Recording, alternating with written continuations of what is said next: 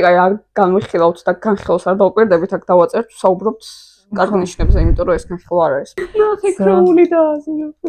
ვაიმე, მოდი ვაკუჩნავთ. იო, ხარ გაკალია. კაი, იდიოტკა ესა.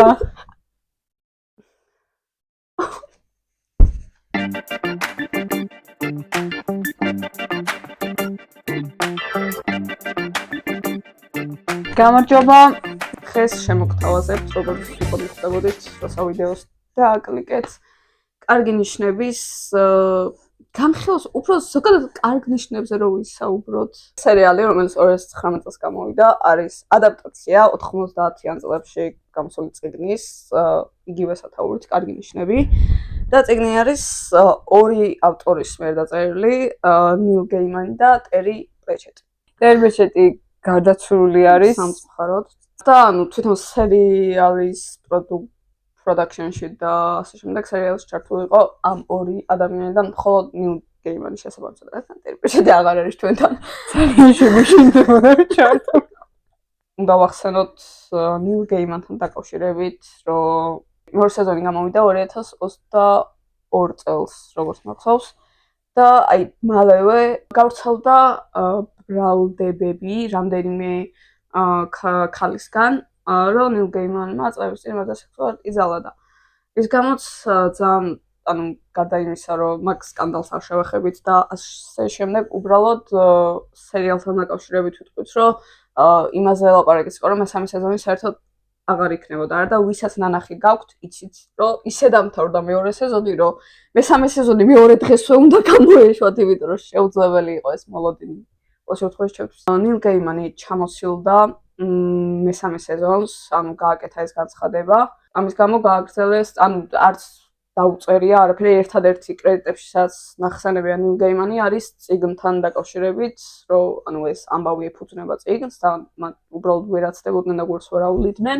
რაღაც შედეგი მაინც მოყვა ამ ყველაფერს უარყოფითი ის, რომ 6 სერიის მაგივრად იქნებოდა 1.5-ნახევრიანი ფილმს არ ეძახიან, რომ აი კარგი ნიშნების ფილმი, ისევ სეზონს ეძახიან. უბრალოდ აქამდე პირველ სეზონში სერიაში დაახლოებით სერია იყო დაახლოებით 9 საათიანი, ხო?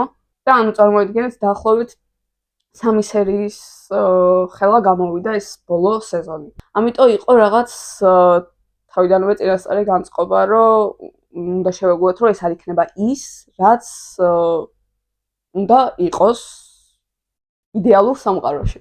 თლიან სერიალზე ვისაუბროთ, მაგრამ ყურადღებას მაინც გავამახვილებთ ამ უფრო მეტად ამ მესამე ნაწილზე. თუმცა რასაკვირველია, ვინაიდან დასასრულია, მაინც მოგვიწევდა წინაპირობების ხსენება, მაგრამ მაშინ ასე არის პაროდიული, ირონიული დამოკიდებულებით, ძალიან ბევრი ცინიზმი არის შიგნით და აი მაგაზე ვგიჟდება ხოლმე, რომ ადამიანთა მორწმუნე ნაწილი, რომელიც პარალელურად აზროვნებს კიდეც ისე არის ყველაფერი ეს იუმორი და ცინიზმი და ირონია შერეული, რომ ასეთ ადამიანი თავს არ ჩაცვლის შეურაცხყოფილად, მე ასე ვთვლი. კი. იმდენად ხარისხიანი იუმორით არის გაკეთებული ეს ყოველი. კამერის მოძრაობა და ეგეთ ტექნიკური საკითხებიც ძალიან კარგად ეხმიანება ამ პაროდიულ ჟანრს. რაღაც მომენტები არის, აი აზერფეილი რომ ჩამოდის პირველად 64-დან რაღაც აი ძალიან შორი ხედი რო არის და მე უცებ მიზუმება ხოლმე. აი ეგეთი კამერის მოძრაობებიც რა თქმა უნდა set design ყველაფერი არის იდეალურად მორგებული, რომ ეს რაღაც ცალკე სამყარო შექმნას, ანუ კი ანუ იცი და წარმოდგენა გაქვს, რომ ეს მოქმედება ხდება დედამიწაზე, ან მათ გარშემო არიან ჩვეულებრივი ადამიანები და ასე შემდეგ, მაგრამ მაინც თითქოს ცალკე სამყაროა, რაც ჩემი აზრით ძალიან კარგად შეიკრა მერე აი მესამე სეზონის დასასრულში, იმიტომ რომ განსხვავება იმ სამყაროს და ამ სამყაროს შორის ძალიან კარგად გამოჩნდა, ну ეს ასპექტ რაშიოს გარდა მაგის ცვლილების გარდაც რაღაც ისეთი განხილვა გვაქვს ხოლმე, ესე საუბრობთ, რომ ჩვენი დამოკიდებულება და ასე შემდეგ. მოდი დავიწყოთ აქედან, როგორ გაჩნდა თათა შენ ცხოვრებაში კარგი ნიშნები და თუ ისეთი ადამიანი გვიყურებთ, რომლის ცხოვრებაშიც აქვს გარკვეული ადგილი უჭირავს ან წიგნს, ან სერიალს, თქვენს გაგვიზიარეთ პირველად, როდის გაჩნდა და როგორ დაინტერესდით და როგორ მოგაწონა თავიანთ ნიშნები პირიქით. თქვენში. პანდემიის პერიოდი იყო, 2020 წელი იყო შესაბამისად.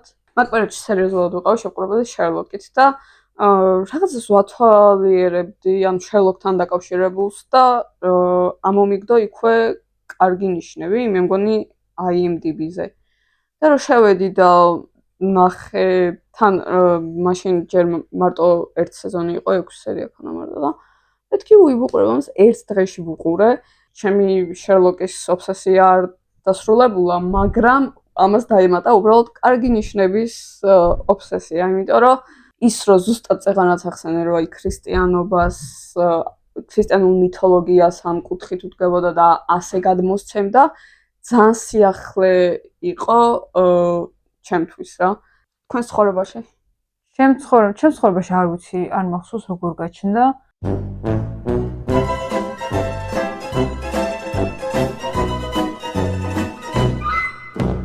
მახსოვს რომ მე და ჩემი ძმა უყურებდით ხოლმე ერთად, ანუ ერთად დავიწყეთ ყურება და რამდენჯერმე გვაქვს პირველი სეზონი ნანახი და მე მეორე სეზონი რო გამოვიდა ჩემი და ჩემ გვერდ და აღმოჩნდა გავიგეთ რომ თურმე ჩემ დასაც სიგიჟემდე უყვარს ეს სერიალი, ოღონდ ჩვენზე ბევრად უმცროსია და ერთად უყურეთ და აი ასეთ ემოციებთან ასოცირდება პირველ რიგში, რომ აი რაღაც ჩემ ორი ყველაზე ძვირფას ადამიანთან ერთად ვუყურე და ასე შემდეგ. ან ჩემთვის ინდივიდუალურად ასამ ძალიან გაგიჟებული ვიყავი, რომელს ვქრაშავდი არ ვიცოდი.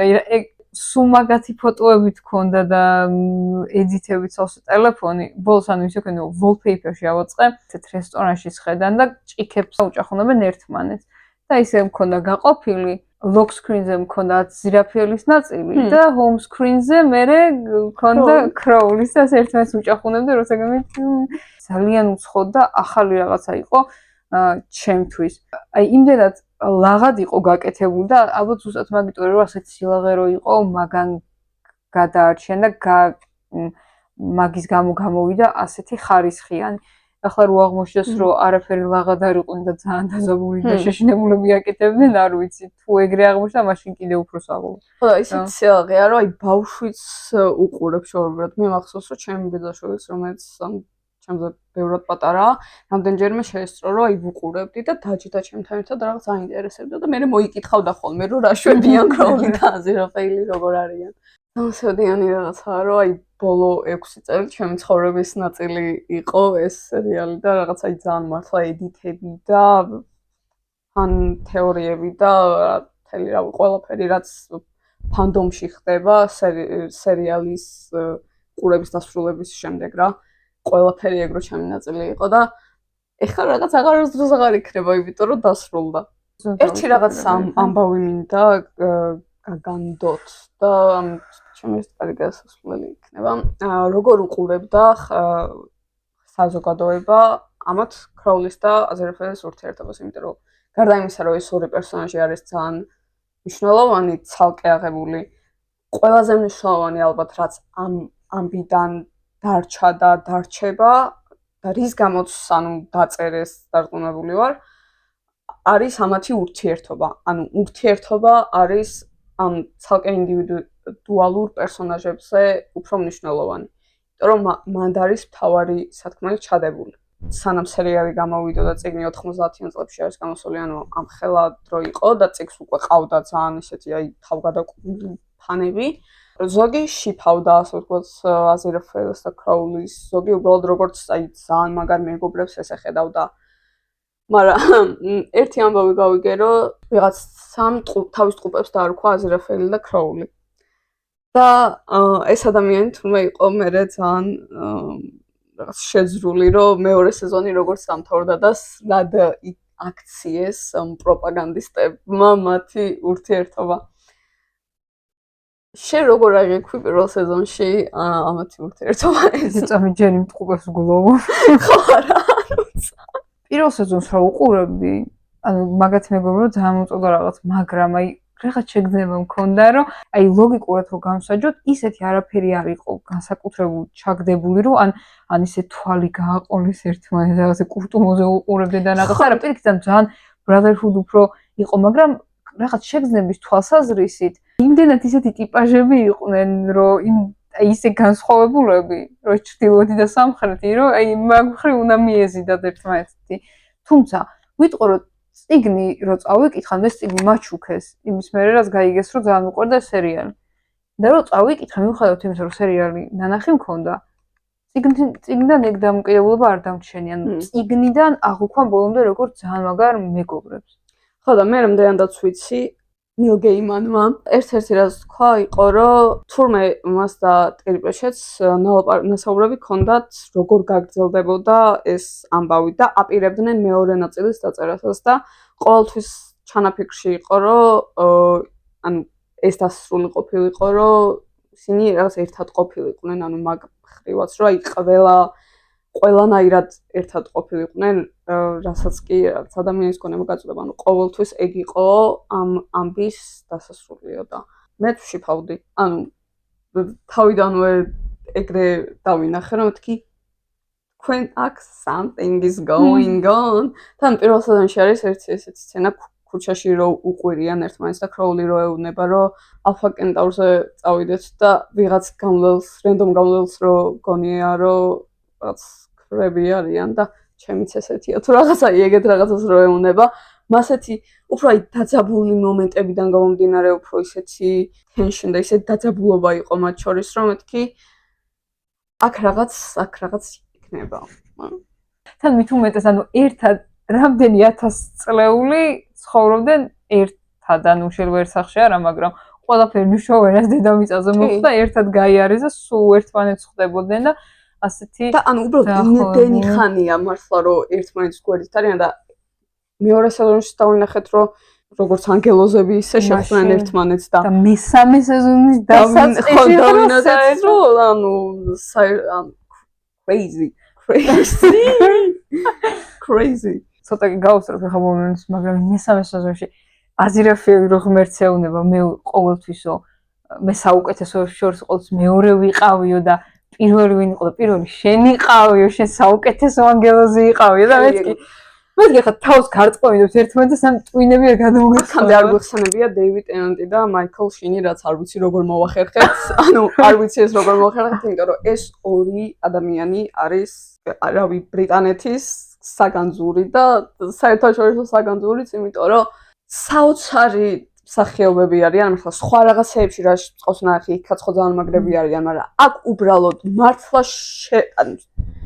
დეივიდ ტენანტი არის სრულიად საპირისპირო, რაც კროული არის, ანუ სიგიჟე და მაიკლ შინს, მე მგონი თავიდან მაიკლი იყო ძალიან ფანი წიგნის და როგორც კროულის ისე ხედავდა თავის ხო და კროული უნდა და მერე მოხდა ის რაც მოხდა და ძალიან მაგარი იქნებოდა მანდაც ანუ როგორც კროული აი ეგიო მესამე სეზონში რაღაც ჯოჯოხეთის ქვემოდან ამოვედიო რომ უნება და მეთქი ვაუ ბატონო ზიმონო ეგ საერთოდ სიგიჟე იყო ანუ რანაირი გარდასახვა იყო მაკიაჟს მეიქაპს ვერ დავაუბრებთ იმიტომ რომ აი რაღაცავები იქონა სათხაფნილი მიმიკები გამომეტყველება იმიტომ რომ ეს მოკისა სიარული და ხელები და კროულის ხო არ ჯეროდა რომ მაგას მოახერხებდა რომ იმათ გააცურებდა და 60-ში ვერო გააკეთა ის რაღაც სახე რომელსაც მე არ გავიმეორებ ეგეც არის სახიობის აი ძალიან მაგარი სახიობი როა მაგის დამსახურება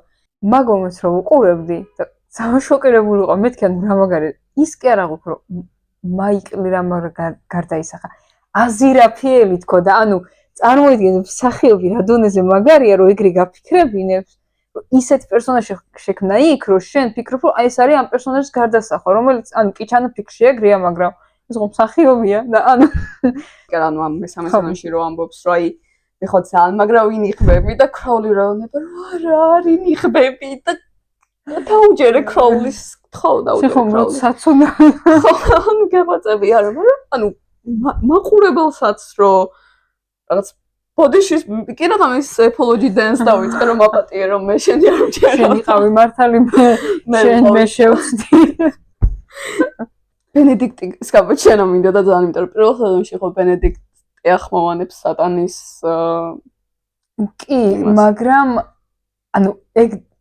ტობი ჯოუნსი ქვია, ხო? კი, შერლოკშიც რო იყო გახსოვთ? ეგ მაგარსახა ხო, ძალიან კაი.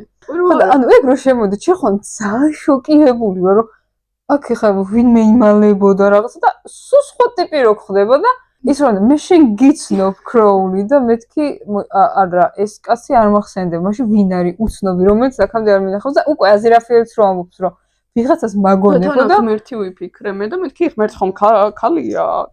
ვიღაცას მაგონებო და უცებ რომ მიხვდები, რომ სატანა და მე გირანეირა გაგონებს. ხო, აი ეგ იყო კიდე ძალიან მაგარი რომ ძალიან მაგარი იყო. ზოგადად ანუ ეგ ეფექტი ხო ყველგან ძალიან მაგარია რომ არ ფიქრობ რომ აი ის სერიული მკვლელია, მაგრამ აი სერიული მკვლელი რაც სატანას შეესაბამება პრინციპში. ხო, უბრალოდ აქ ის დამანგრეველი წითელი რქებიანი არსება და ამ დროს საყვარელი ტობი ჯონსი შემოდის. ტობი ჯონსი პედეტინა. ღმერთი ქალი რო იყო პირველ სეზონში თან ხო ლაპარაკობდა, მაგრამ ის არ იყო ფრენსი კი. კი, ეგ იყო ღმერთი და ბენედიქტი იყო სატანა. ვინ არის აზირაფაელი? მოდი მიყვათ თავიდან. აზირაფაელი არის სიყვარული. სასაყლაპიროთ. და ერთი რაღაც შეიძლება რომ თქვა, იმიტომ რომ პირველი ორი სეზონი აზირაფაელი სანამ დაიწყო თვითონ პიროვნებას, ხო? და ერო კრაშავ. და ნუ ასე დასაკრაში თითქოს უფრო კროულია, იმიტომ რომ ხო ხდება რაღაც. ანუ იმიტომ რომ აზირაფაელი იმდენად მოკრძალებული, ანუ იმდენად ანგელოზია, რომ შენ თვითონ უნდა იყო ხო, ანუ სულით სატანა უნდა იყო, რომ ასეთ სიწმინდეს შეეხო და დაკრაშო, ხო? მაგრამ მაინც გეკრაშუნება. მაგრამ მესამე ნაწილი რო ჩაირთო და ის დიდი ომის კადრები რო ჩასა პირველი ეს თეთრ დალალებიანი აზირაფიელი რომელიც who is this sex bomb ვიდეო ანუ მეთქი ხარ მიკრაშო კი არ მიკაცნა ხო აზირაფიელი არის ხო ეს დაკრაშვები და სექსუალურობები ხა პიროვნების გაანალიზებაზე თათა შემოდი აზირაფიელი არის პირველი ანგელოზი რომელმაც ღმერთი მოატყუა და ეს თვითონ ღმერთმა აღიარა და ვფიქრობდით რომ ეს ლუციფერი უნდა ყოფილიყო წესით და სატანა უნდა ყოფილიყო ვინც მაგრამ არა აზირაფიელი სატანა რომ მოატყვა მაგინობრა სატანა უკაცრავად იქნებ ვიაზროვნი თათარდეს ღმერთო ჩემ შენგან არ ველოდი მსგავს შეცდომით მაგრამ ხომ სადა წარმატებული არ იყო მაგრამ ხომ სადა hey loser ლუზერი ჩანართები რაც პირველ და მეორე სეზონში არის რაღაც 1000 წლეულების წინ სხვა საუკუნიდან და დროიდან ზოგს შეიძლება და ვიცი რომ ზოგს რაღაც უადგილო ეგონა მაშინაც მაგრამ ჩემთვის ეგენი იყო ჯერ ერთი რომ პიროვნებას ხო რაღაც ფლეშბექები ეგონა ხო ანუ რაღაც აი წაკითხული მაქვს რომ აი ნეტა ეს არ ყოფილიყო და ისევ თანამედროვეობაში რაც ხდება მაგის კეთილ ვიყო და ანუ ეგ ფლეშბექები იყო უბრალოდ რამაც უფრო კარგად გაგვაცნო ჯერ ორივე პერსონაჟი და მე ამათი ურთიერთობა და კიდე რაც უფრო მნიშვნელოვანია პიროვნული ზრდა ანუ ურთიერთობის და ცალკე და პიროვნულის და ცალკე საუკუნეების და 1000 წლეულების განმავლობაში რაც არის უბრალოდ საფუძველი მთელი ამ ამბის რომ ეს ყველაფერი ერთ დღეში და ორ დღეში ვერ მოხდებოდა. ეგ ფლეშბექები იყო ყველაფერი. ხო, ანუ რაც წაკითხული მაქვს ყველაზე ეგეთი დამოკიდებულება არ ქონია უბრალოდ ის ხანათ რომ ეს, მაგრამ მე არც ერთი პირველი მეორე სეზონიდან არც ერთი არ მომხდარა. ჯოუკები იყო ძალიან მაგარი. ჯოუკები ხო ძალიან მაგარი იყო, კი. ეს ორი ყოველთვის უფრო მეტად გავდნენ ერთმანეთს, ვიდრე არ გავდნენ. ანუ თითქოს ხო რაღაც საპირო როგორც შენ თქვი რომ ჩრდილოეთი სამხრეთი და რაღაც აი ორი სრულიად საპირისპირო, მაგრამ უფრო მეტად ერთნაირები იყვნენ ვიდრე განსხვავებულები, იმიტომ რომ ორივეს უნდოდა კარგი ადამიანი კაცობრიობისთვის და ორივე იდგა სიკეთის მხარეს. ანუ კროული არასდროს არ მდგარა ბოროტების მხარეს და კიდე რასაც ძალიან მაგრა აკეთებს ეს სერიალი არის, რაც კითხვას გისვამს, რომ აი რა არის სიკეთე და რა არის ბოროტება, რაც არის ზოგადად ანუ რა თქმა უნდა ძალიან დიდი კითხვა რაზეც ყველა ფიქრობს და ასე ნუ ყველა არ ფიქრობს ალბათ, მაგრამ ახსოვს რომ უმრავლესობა ალბათ ფიქრობს, იმიტომ რომ ძალიან ეგზისტენციალური კითხვებია, მაგრამ ხელოვნების ნიმუშმა ზოგადად ნებისმიერი სფეროდან ხო ეგ რაღაც უნდა შეგიჩიჩხინოს და ბიძგი მოგცეს, რომ უფრო მეტი ფიქრო და თან რაღაც ეთიკის კითხვებიც არის, რომ აი რა არის სიკეთე, ანუ ამას მე რო ვამბობ რომ ეს სიკეთეა, იქნება ვიღაცისთვის ეს ბოროტებაა და პირიქით. აუ გვანცა ჩაფიქრე ეგზისტენციალურ კითხვებზე. მე ხო. რაც შეეხება ქროულის პიროვნებას, იგივენაირად გავაკეთოთ, როგორც აზირაფიელზე, ეხლა სექსუალურობაზე ვილაპარაკებენ და პიროვნებასთან. აზირაფიელი არის ძალიან საყვარელი, ანუ რაღაც აი ქუჩაში ბუთხუზე ლოყებიან ბავშვს რო დაინახა და გინდა რომ ესე გაუკეთო ჩაპროში, ნუ ეგეთი საყვარელი რაღაც არის აზირაფიელი და ქროული არის ულტრა მეგა სასაცილო რაღაც არსება. მოძრაობების სიარულის მანერა, ხელებს რას უშვებს, აი ფეხებს, ანუ როგორ არ დაეცა, მაინტერესებს. მანერის ედიტები მქონდა შენახული 2020 წელს იმდენი რომ აი უბრალოდ ტელეფონი მაგინებ და წამშალე გაჩვენებს ხასიათს, ვინ არის რა არის, რატო დადის, ასე იმიტომ რომ ისე მეტყველებს რომ ასე რომ მეტყველებს და ასე რომ ლაპარაკობს, ასე უნდა დადიოდეს და ისე აცვია რომ ასე უნდა დადიოდეს და აზირაფიელს ისეთ რაღაცებს ეუბნება რომ ასე უნდა დადიოდეს და ასე რომ დადის, იმიტომ ლაპარაკობს ასე და ასე რომ დადის, იმიტომ აცვია ასე და ანუ ყველაფერი ანუ იმდენად მაგრა იყო ასე ჩასმული. ეს ნაბიჯი რო გადადგა ღმერთო, ოღონ მეორე ნაბიჯი არ იყოს ისე თეატრალური რომ ეხა არ მიუსიკვდილდე.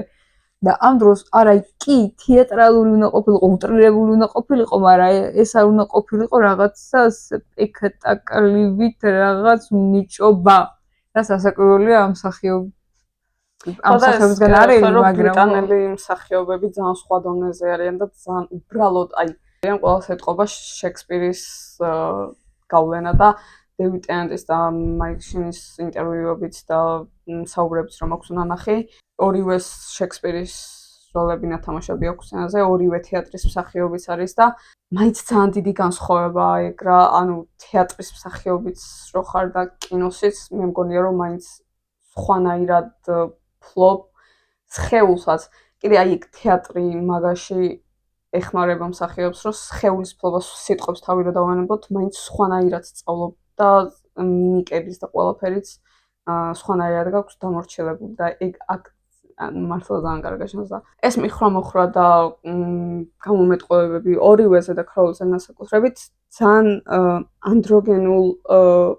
ანდროგენულია რა, იმიტომ რომ რეალურად ეს ორი არსება გენდერზე სქესზე მაღლა დგას, ანუ ესენი არ არიან მამაკაცები, ესენი არიან ანგელოზი და დემონი. მათ ფიზიკა ძალიან კარგად გამოხატავს ამას, რომ ისინი არიან რაღაც სხვა არსებები და რაღაცებს არ ემორჩილებიან უბრალოდ. მაგ მხრივ აზირაფიელი უფრო საინტერესოა, იმიტომ რომ როგორც ვთქვით, ქროული თვალში გეცემა და ამ ძალიან გაგიჭირდება ალბათ გვერდით რო ჩაგიაროს სინამდვილეში, თვალი არ გააყოლო და აი აზირაფიელის კი რომელიც ძალიან მოკრძალებულია, ძალიან დაძაბულია, აი იქ იყო კიდე ძალიან სიგიჟე, რომ ანგელოზია. აი რაღაც სილაღი, სიმსუბუქის, ყველაფერი ამის იდეა არის და ამ დროს არის ყველაზე დაძაბული არსება სამყაროში ასე შეიძლება იყოს. და იქ თავისი დაძაბულობითაც, თავისი დუმილითაც ყველაზე დასვენებული და ყველაზე მშვიდად არის როცა ჭამს და აი ის ფლეშბექი, როცა ეგ მანდაც რო ქროულის გარშე ვერ იტყვი მაგას, იმიტომ რომ ქროული არ შეაცდინა, ქროულიმ აჩვენა ეს სიამოვნება, იმიტომ რომ იცოდა რომ აზირაფიელს ეს რაღაც სიამოვნებოდა როგორც თვითონ ქროულის სიამოვნებს ძილი და ალკოჰოლი. ანუ ორივემ რაღაც ისეთი იპოვა ადამიანებში, რაც გააზღუდა. ხო, ანუ ზუსტად, რაც ასიამოვნებდათ, იმიტომ რომ ანუ ცხოვრება ხო მარტო ცხოვრება არ არის, ჩვენ რეალურად რაღაცეებს, რაც სიამოვნებას გვანიჭებს, ანუ იმდენად მიჩვეულები ვართ და იმდენად ყოველდღიური რაღაც არის, რომ ამას ყურადღებას აღარ ვაქცევთ. მაგით გამახსენდა ის Wings of Desire,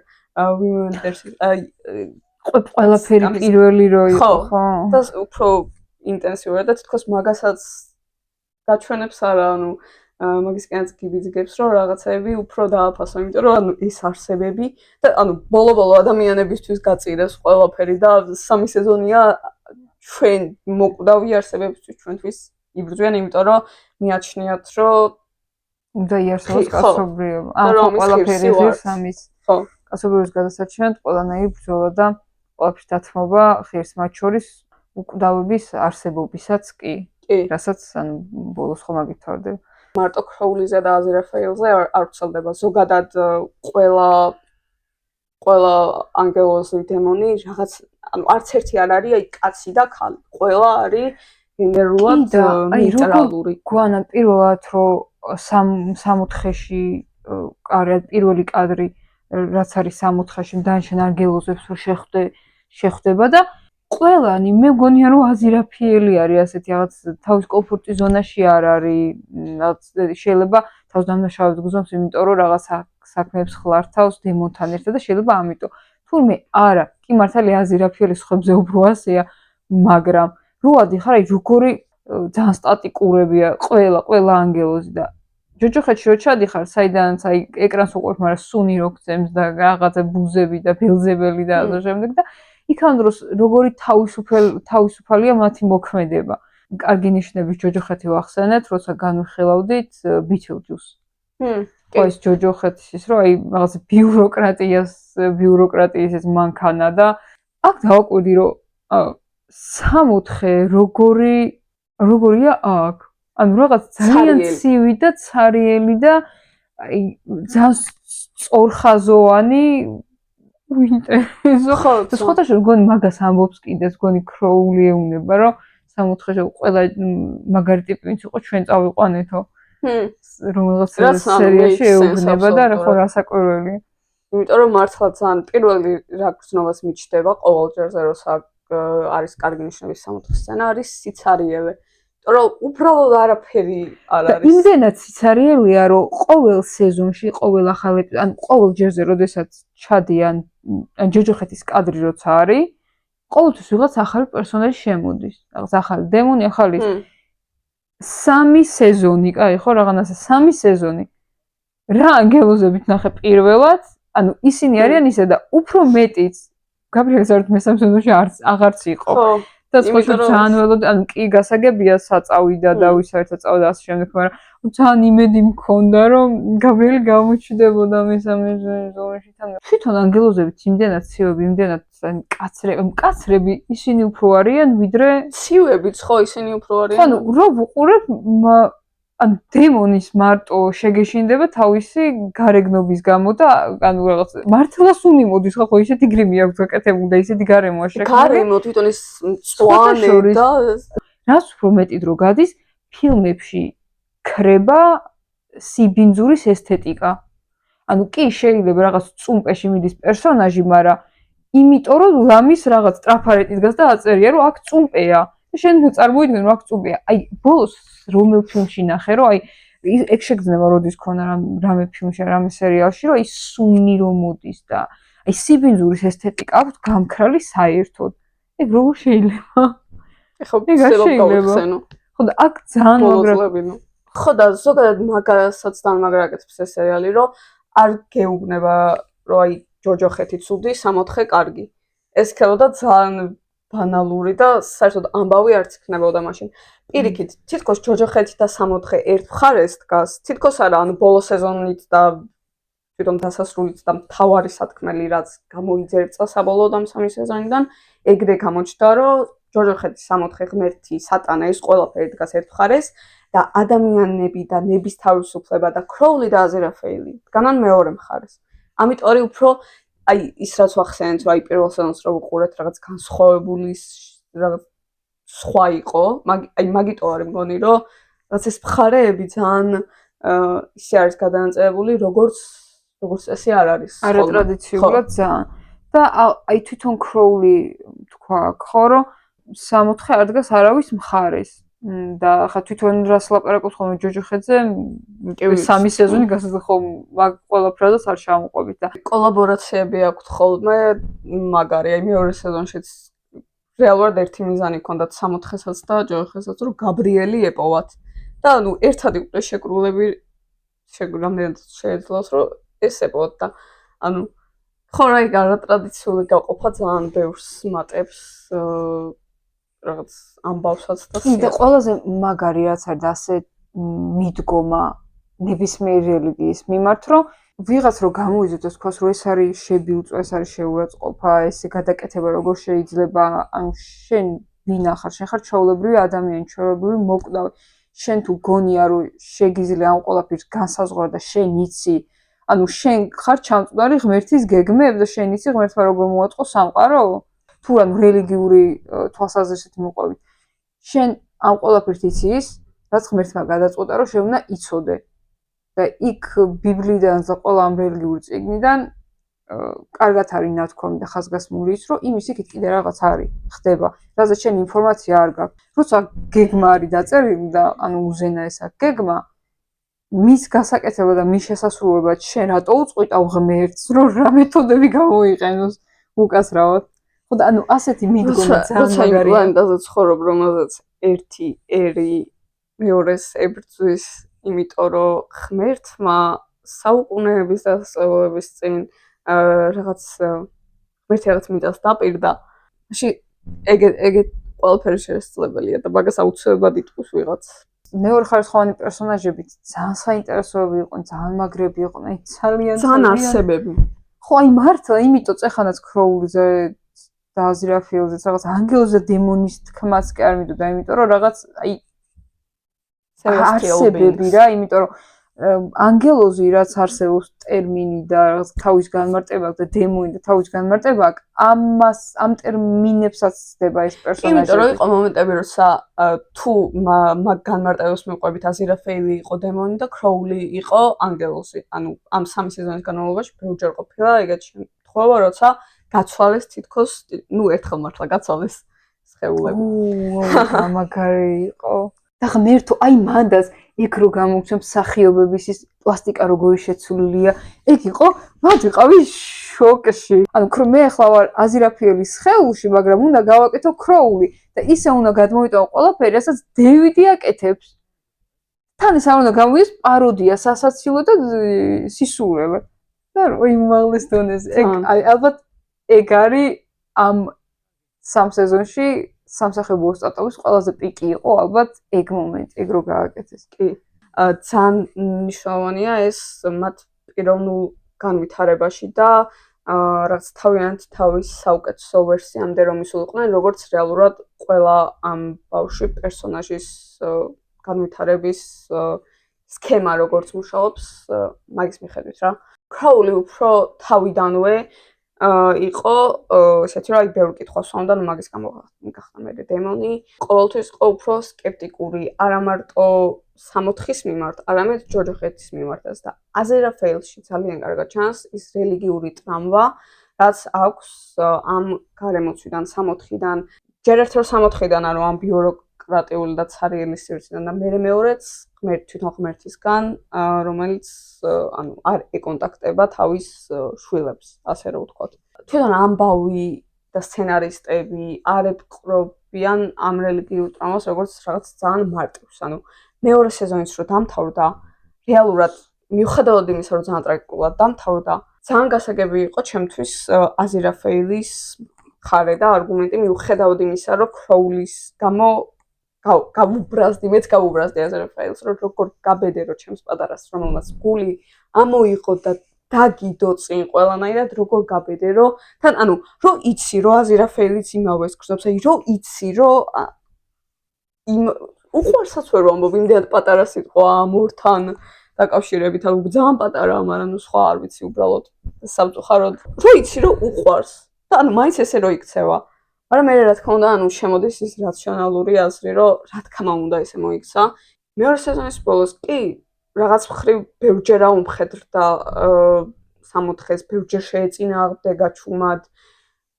რაღაც ადამიანები ბევრჯერ აირჩია, მაგრამ მაინც ამის გავლენის ქვეშ არის და ეს არ არის ესე მარტივად და სამარცხებელი რაღაც ამ კლანჭებიდან ისე მარტივად ვერ გამოხვალ, რაც არ უნდა დიდი მხარდამჭერი ყავდეს აქეთ მხარეს. ამიტომ ძალიან რეალისტური იყო ეს. მიუხედავად იმისა, რომ კომედია, პაროდიული ელემენტებია და ასე შემდეგ, მაინც ანუ რეალობას რაღაცეებში არ ცდება რა და ეგ ჩემი აზრით უფრო არარეალისტური იქნებოდა მეორე სეზონში რომ დამთავრებულიყო ეს ამბავი და იქვე რომ აზერაფეილიც დათანხმებოდა რომ კი წავიდეთ ალფა კენტაურზე, იმიტომ რომ ეს არ მოხდებოდა, ანუ მას ჭირდებოდა აი როგორც ნარკოდამოკიდებული რომ თვითონ სანამ არ გადაწყვეტს რომ კარგად გახდეს, ვინც არ უნდა ყავდეს ვერ გახდება კარგად. აი ეგეთი რაღაც იყო დაახლოებით. ამიტომ ვინც კიდე გაბრაზებულია აზერაფეილს მაგ გადაწყვეტილების გამო ქროული მოპატია და თქვენც უნდა აპატიოთ. ბევრჯერ ვთქვა მე სამი სეზონში რომ მიმოჩნდა რომ სწორს სწორ ნაბიჯს გამდიო, რაც მართლა ესე იყო, მართლა მიაჩნდა. აქამდე ჩემთვის კიდე გაუგებარი იყო, რატომ უთხრა კოცნის შემდეგ აზერაფეილმა კროულის, რომ პატიობ, ანუ ძალიან უჩვეულო პასუხია, ხო? ანუ კოცნის, ანუ თან ვიცი რომ უნდოდა კი არა და რაღაც მომენტში თვითონაც აკოცა ის ხელი ესე რომ დაადო და ასე შემდეგ. საზღვრები ეგენი. ანუ ჯერ ხო ის რომ წასვლთან გააწყვეტილი და ისე წავიდო და რაღაცა ეგ იყო მტკივნეული და მე მეტკინა კროულის მაგივრად. თვითონ მაგ სიტყვა უფრო მატკინეს გული და ანუ ხო ანუ პატიობ, ანუ რას პატიობ ხარ გაკალია. კაი, იდიოტკა ესა. უცი. Actually. მე არ გპატიობ. ხო, ანუ ეხა ბოლო სერიის შემდეგ მივხვდი. ხო პატიობს იმას, რომ კროულიმ აზერაფეილი არჩია ადამიანებს. ამით ის დაეცა იმ დონეზე, როდესაც გაბრიელი და ბელზებუბი იყო. ანუ ეხლა ეს კავშირი რო გავავლოთ უბრალოდ ამ ორ ლაპარაკს შორის, იმიტომ რომ ერთ-ერთი ყველაზე მნიშვნელოვანი პარალელი იყო. ერთი რომ აი მან პატიობდა, ანუ რას პატიობს, გებულობთ, აი ბოლო საუბრიდან როცა გადაწყვეტენ რომ სპოილერი.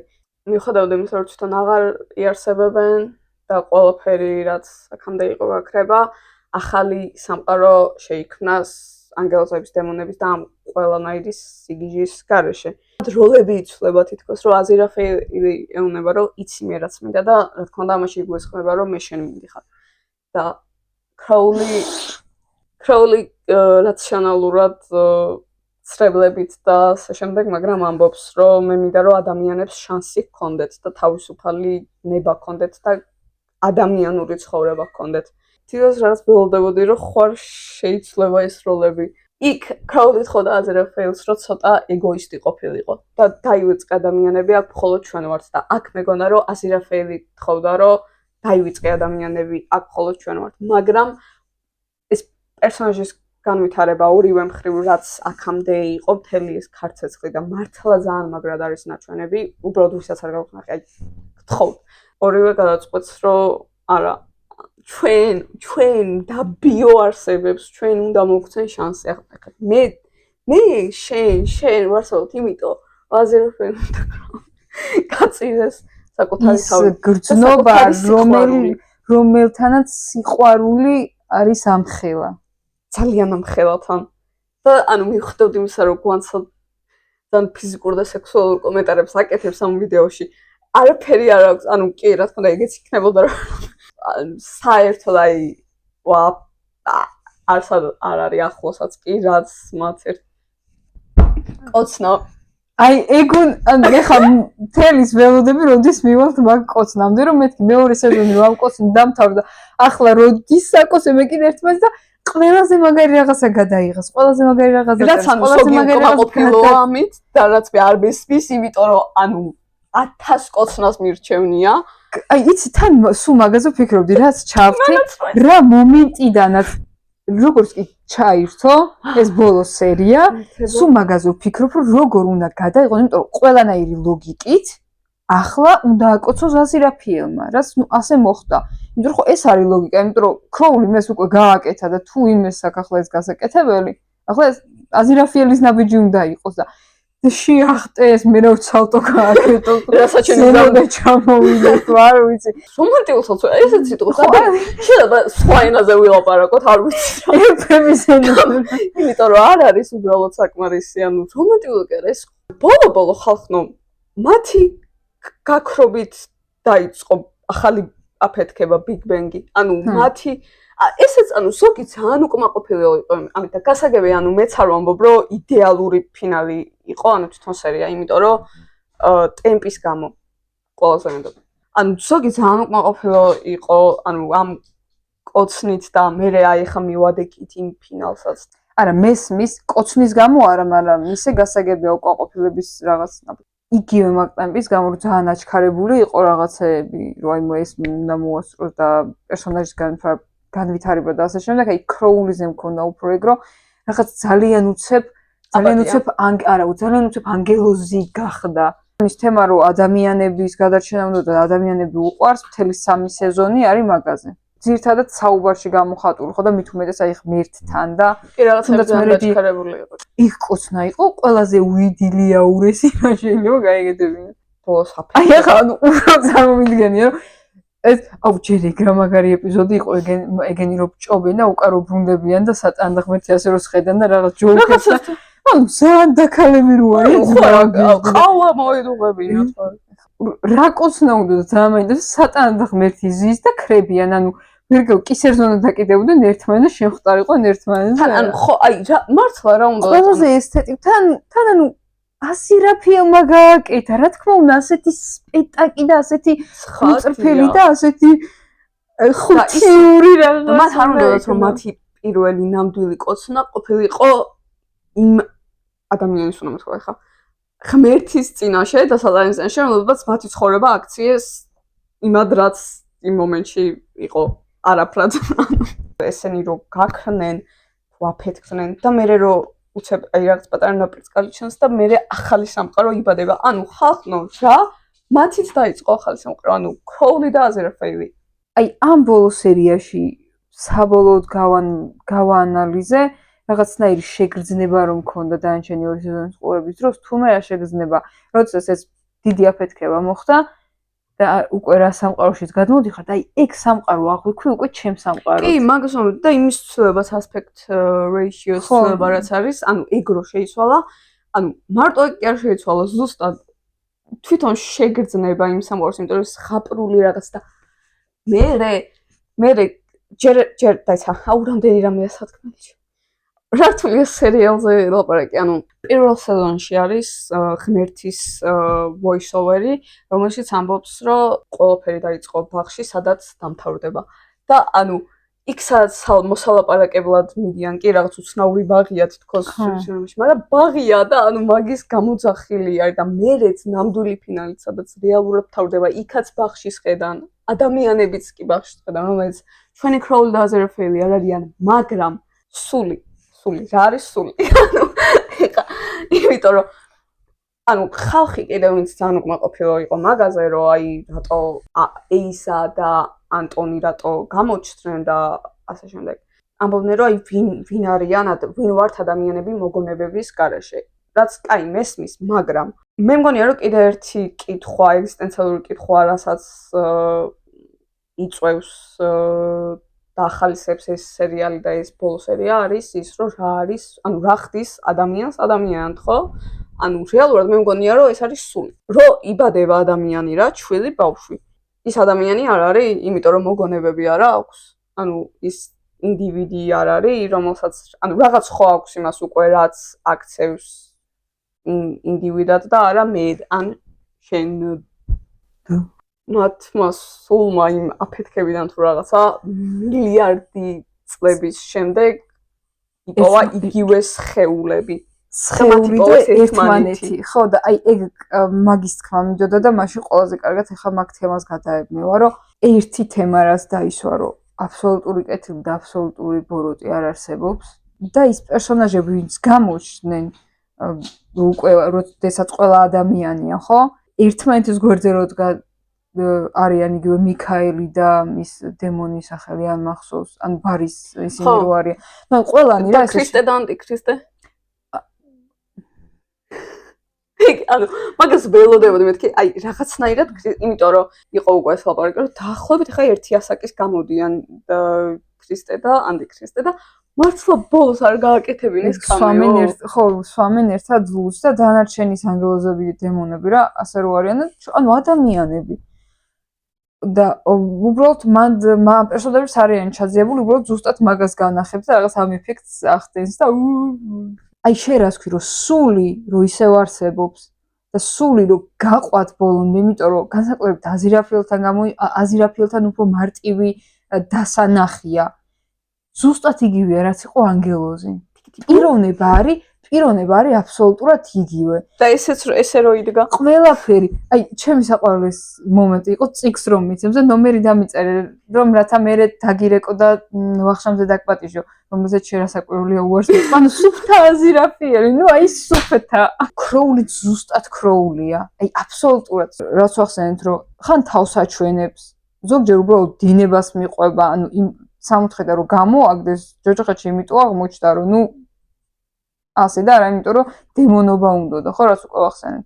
მაგრამ პიროვნულად პასუხს მე შენ არ მოგცემ ტელეფონის ნომერს, იმიტომ რომ დაგელოდები რომ ერთად წავედით საავადმყოფოში. ხო, შეაშინა და შეგვაშინა ყველა. სუფთა ქროულია, ანუ განსხვავება ის არის, რომ იქ ქროული შენიღბულია, იმას დემონის ნიღაბი უკეთია. წიგნის ხელმოწერის და იმაზე მაგათ უკან რო გრაფიტი იყო და Cupid რო იმას ისარს ისვრის და Crowley-ს ენტონის გულისკენ მიდის, ანუ ეგ აშკარად სპეციალურად იყო გაკეთებული არა, შემთხვევით იდგნენ ეგრე.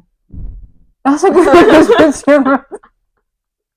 სხვათა შორის მე არ ვამბობ, რომ ამ სერიალს გააგრძელებენ და ასე შემდეგ, მაგრამ ერთი გულში ხინჯი მაინც მაქვს, რომ ეს ღმერთი ისეთი ტიპი აღმოჩნდა და ისეთი კარგი მეგობრები არიან ეგ და ეშმაგი იმ დროის იცინიან და ხალისობენ ერთად ბროები. ხო, მაგჩოები. ესენი არ გააქრო. რაც ერთ შეხედვით ძალიან სხეული, ანუ იგივე წეხა რა ვთქვი, სულიც არ გააქრო. ერთი შეხედვით ძალიან კარგი ჟესტი იყო, რომ დატოვა. მაგრამ თან ამ დროს ღმერთია, დიდი ბოდიში, მაგრამ ვინ აგდია ქროული, რომ ამ ქროული ეთყოს, რომ აი ასე მოიქეცი და კი აი შე როგორც იტყოს, ზუსტად ეგრე მოიქცე. ანუ გააკეთა. უბრალოდ, ანუ მამაც სულს მიყვა, იმიტომ რომ შეჰპირდა, მაგრამ თან ამ დროს ბოლომდე ის არ მგონია, რომ გაიკეთებინა რა. მაგრამ ბოლოს რო ლაპარაკობენ ვარსკვლავს რო უყურებენ, აი ერთი რაღაც იყო მან ძალიან საინტერესო ჩემთვის და შენი აზრი მაინტერესებს. ის არ ეუბნება ენტონის, რომ სურვილს რო იფიქრებს. შენი აზრით არის რამე კიდე იმის მიღმაო და თუ მე ეუბნება ის რომ ანუ არ მაინტერესებს იმის მიღმა რა არისო, მე სამყარო მოხდეს. ანუ მაგას დავფიქრდი ეგრევე რომ ანუ ისეთ სამყარო შექმნა, სადაც ხალხმა რელიგიას და ღმერთს საერთოდ არ მიაგნო, არანაირი არმაგედონი არ მომხდარა, ანუ ამათთვის, ეიზავსთვის და ენტონისთვის ღმერთები, ანგელოზები, დემონები, სამოთხე, ჯოჯოხეთი არსებობს, ანუ წესით შეთანხმებაში იყო, რომ არ უნდა არსებობდეს. მაგრამ ანუ ძალიან საინტერესო მაგის წარმოდგენა, რომ სამყარო, სადაც სამოთხე ჯოჯოხეთი არ არსებობს, ანუ რამდენადაც არარელიგიური არ უნდა იყო, ყველა იცის სამოთხე ჯოჯოხეთი ღმერთი და ასე შემდეგ და თან საინტერესო იქნება ეგეც, რომ უბრალოდ მათთვის არსებობს ვარსკვლავები, ეს მეცნიერება და ასე შემდეგ და არანაირი რელიგია თუ როგორ არის ეს ამბავი. ეხლა რა ვთქვი რა შთაბეჭდილებას დამჭა და რა შეგრძნებას დამჭა არის, რომ უბრალოდ ღმერთმა ერთად ცხოვრების საშუალება მისცა, ანუ ამათ ეგ თავისუფლება მისცა, ხო მარტო ამათ კი არა, იმ ყველას. თუმცა თვითონ ხო ეუბნება, ესე შენ ღმერთს ეუბნები, რომ საკუთარი თავი გაინადგუროსო, რაღაც მსგავს ფრაზას არ ეუბნება? ანუ არა შენ ღმერთს ეუბნები, რომ სამყარო შექმნას ღმერთის გარეშე. ხო, ღმერთის გარეშეო და კიო და ხა რაღაც აი რომელ ღმერთის გადამდგარი დემონის სიტყვების გამო მაგას რომელ ღმერთს იზო. ეგ სხვათა შორის მაგის კითხვა მინდოდა როგორ მოგეწონა აი ბოლო ნაწილის მეიქაპი დაბერებულები რო არის. და ეს წლები რო ეწერებოდა კიდე აი მაგაზე რა დამოკიდებულება. სხვათა შორის მან ძალიან საინტერესო ჩემოდის წლები და მაგიტომ ძალიან საყოველთაოდ არის გაკეთებული.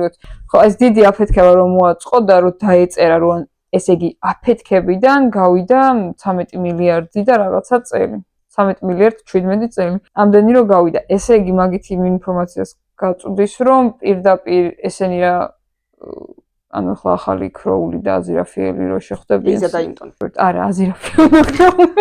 ეიზა და ეგ იცი როგორ რაღაც არის? ეხა გუდაში რო ის ხო წვიმად მოვიდა. ანუ ეგეთი რაღაცაა დაახლოები. კი ის არის, მაგრამ ის არ არის. ახერხეს რომ თან აი ამ ხელა ტრაგედია დაატრიალეს და ჩვენი საყვარელი პერსონაჟები უნდა ბიგლოვოთ და თან ბედნიერები ვართ, იმიტომ რომ ისინი არსებობენ. ის ვახსენოთ კიდე პორტრეტი რო ჩანს იმის ტერი პრეჩეტის საყვარელს და იქაც დერეკი რო კითხულობს ბიბლიოთეკაში, იქ ტერის წიგნები დევს. ეგ არ თვითონ რას კითხულობს ამის ხო კარგი ნიშნავს სხვა ამერიკელ ღმერთებს კითხულობს ნილ გეიმანის ავტობიოგრაფიას. წესით თურმე ანტიქრისტეს ადამს უნდა ქონოდა უფრო მეტი, ანუ ეს რო სრული სეზონი ყოფილიყო, იმასაც რაღაც story line ექნებოდა და ესე უნდა ქონოდა, იმიტომ რომ სულ ველოდი. რა მაგარი იქნებოდა ქრისტე და ანტიქრისტე, ანუ ძალიან მაგარი რაღაცის გაკეთება შეიძლებოდა. ქრისტეს ისიც რა მაგარი იყო შემოსვლა. იქ რა საყვარელია. რა საყვარელი ბიჭი შეარჩიეს. სხვათა მაგაზე დავფიქრდი, კასტინგი რო ჩაატარეს, რის მიხედვით აარჩიეს თქო რა, იმიტომ რომ სხვა პალესტინელია თურმე. და პიცის მომენტი. ღმერთო, ეს იესო არეგებს პიცას. ეს გამოთელების მომენტი იყო რაღაცა, ამიტომ ძალიან ხარისხიანი პაროდია იყო, ძალიან ხარისხიანი ის იყო. და კიდე ძალიან მაგრა რაც აჩვენებს იმას, რომ ანგელოზი კარგი და დემონი სუდი არა და კროული რო რეალურად ძალიან კარგია, არის ის, რომ ქრისტე რო გაიღვიძა, პირველი რაც გაიხსენა იყო გაბრიელი, რომელიც არც თუ ისე კარგად გაიხსენა, რომ დედად არ დამხმარებიაო და თავის თავზე ლაპარაკობს, და იმის ნარცისიზმი კიდე ცალკე კომედია და ყველაზე კარგად გაიხსენა კროული, რომელმაც შემოატარა და ისინი ქალაქები აჩვენა, ალბათ უდაბნოში რო იყო და მან დრო დემონს შეხვდა. დამშვიდობოთ? ხო, დამშვიდობ. რა პირდაპირ დამშვიდობოთ? მაშინ დაგემშვიდობებით, ძალიან ვარ და გღალოთ. სერიალებზეც რავი, თუ რამე მე მახსოვს რომ ერთმა დაგვიწერა ის განიხილეთო. Severance, რომელიც მე ნანახი არ მაქვს, თორე ძალიან მინდა. და სერიალებზე შემოგთავაზეთ რაღაც იდეები თუ ექნებათ, უფრო ეს ახლა განხილვა არ იყო, ეს უფრო იყო ლაქლაკი.